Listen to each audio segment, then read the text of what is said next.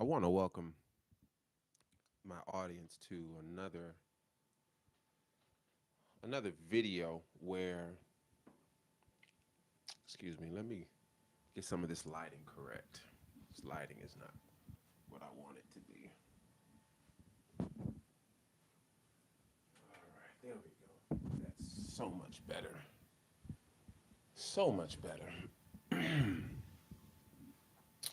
Today, this afternoon, this evening, depending on what side of the world that you're on, I'm going to be addressing this very interesting topic of Mr. Samuels.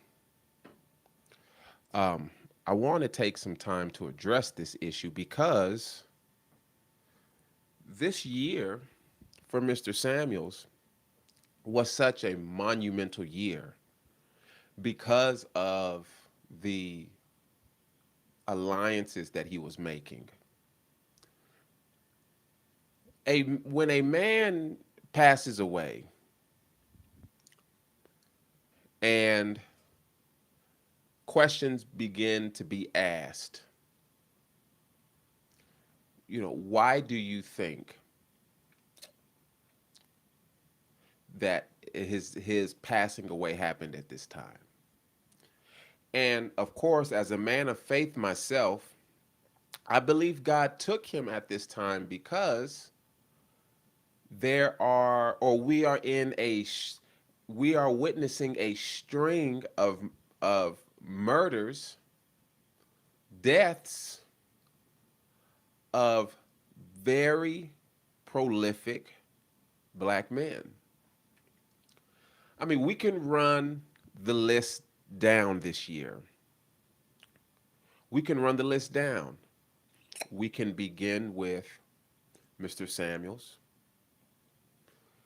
this Buffalo shooting that took place, this black man who was a part of making an engine. He ends up getting murdered in a Buffalo shooting. You also look at the actual sentencing of Mr. Kelly.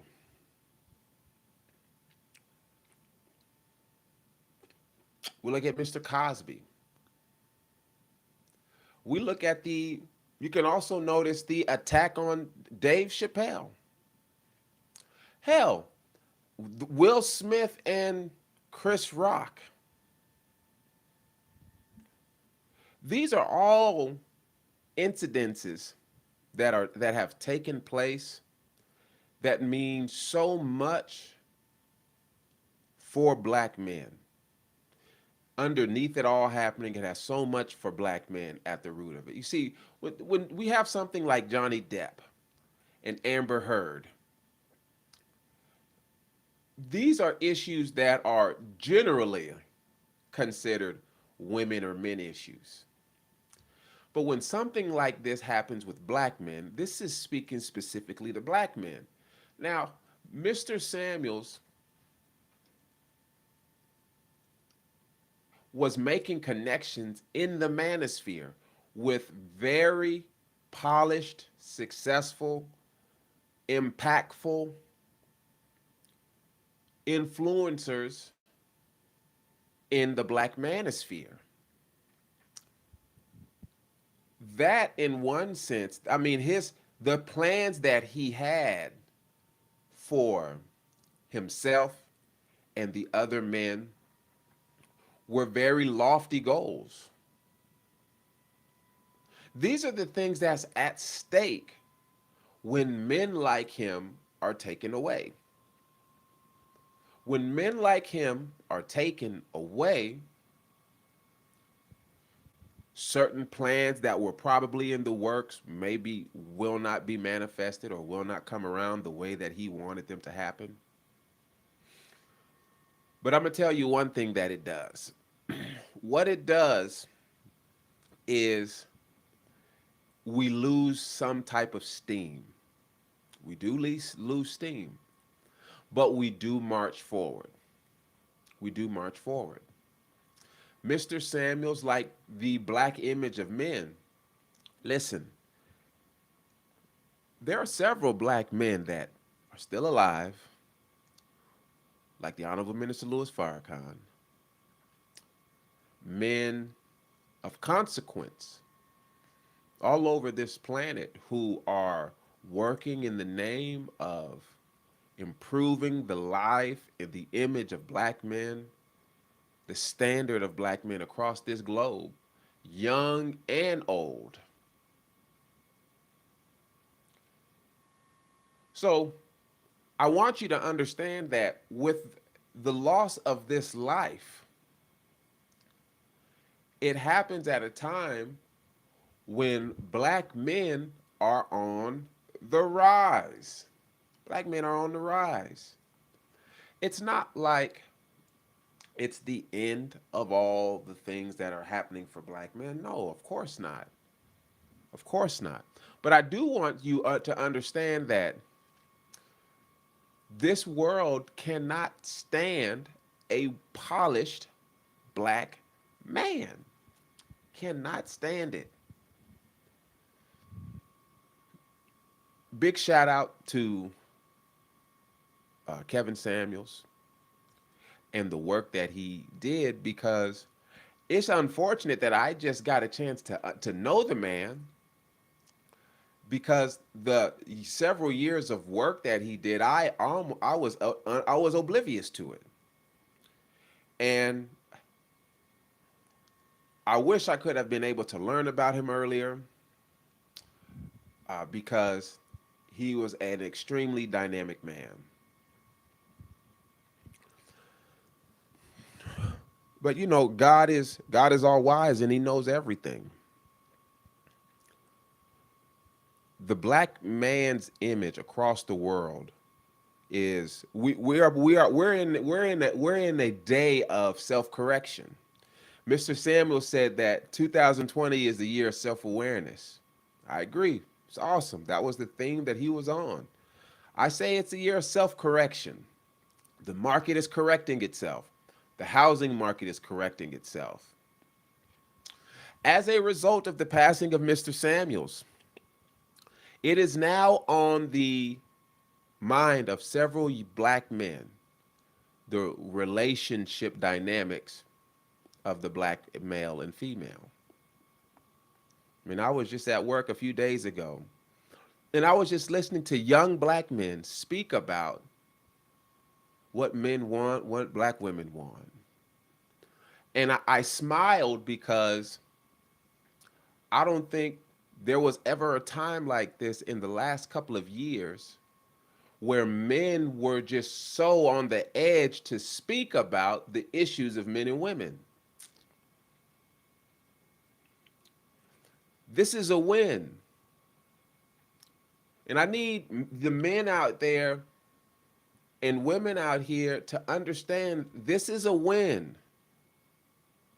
To put the subject of relationships and how men and women in our community relate one to the other, this is a win. This is a big win. Why? Because young men and young women are discussing male and female nature, male and female dynamics. Men are speaking about, with honesty, their shortcomings and their weaknesses, where they should be held accountable, the nature of the world, and the way men are treated. These are ideas that are being put on the forefront of the thinking of young black men. This is a win. This is by no means a loss. It is my sight. I can actually see that as 2022 goes on, that in the very near future, relationship between black men and black women is going to be on the rise.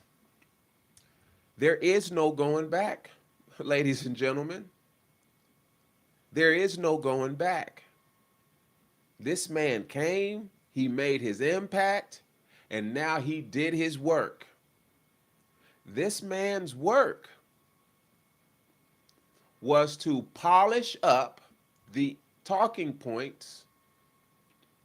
This man dignified the black manosphere. When you think of the white manosphere or the white manosphere, you think of Jordan Peterson, Joe Rogan. These are some of the big ones who speak about men issues, conservative issues. Look into black men. You have Hodge twins. You have Jesse Lee Peterson. You have the Black Manosphere. You have Tommy, what's his name? Tommy Sotomayor. Minister Jap. Obsidian Network. The lead attorney. O'Shea Duke Jackson, El Guapo, Fresh and Fit. Ooh, you can kind of throw them in there, you know.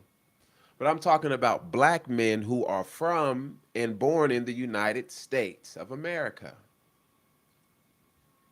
They are up. Donovan Sharp. Mr. Samuels dignified all of that. He made it so dignified. He made it so mainstream. And many will say, well, Kevin Samuels was not mainstream. Man. Oh, he's mainstream, all right. He's extremely mainstream. Now, there's no going back.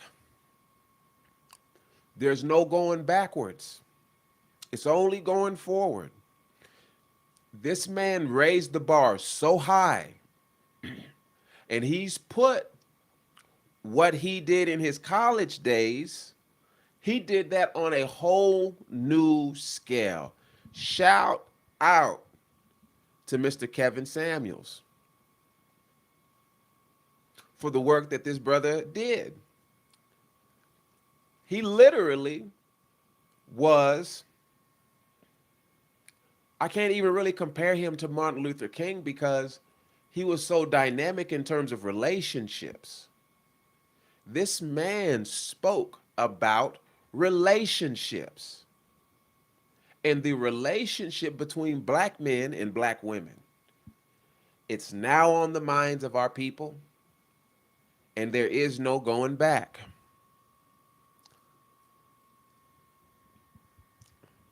Regardless to what side you stood on concerning him, there is no going back. The relationship train is going forward. And the relationship, the condition of the black family is on the repair. This man was a sign of that. If you can't see that, you're blind. You're blind. How do you dignify an area of the black YouTube experience that was looked at being somewhat ratchet, somewhat brutish, very matter of fact, poignant, relevant? And look what Mr. Samuels did. He dignified it. He dignified it in the eyes, and he made it relevant into the eyes of the world. So I'm not going to be long. I'm going to end this last 20 seconds with a big salute to Mr. Samuels and the impact, because I've seen and I'm seeing the impact. And young black men, the age is just 18 to 26, they are speaking about black relationships.